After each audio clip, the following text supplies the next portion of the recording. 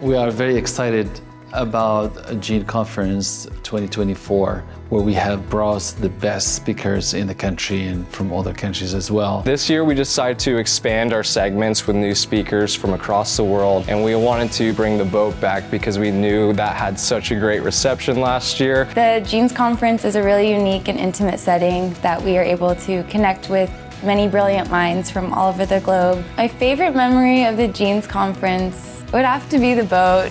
I think it's just a really fun way for everyone to kind of let loose and connect on a personal level. We've had great attendance, we've had great speakers, and we've been very fortunate to grow the Gene's Conference this year on an international level. Gene's has been absolutely fantastic.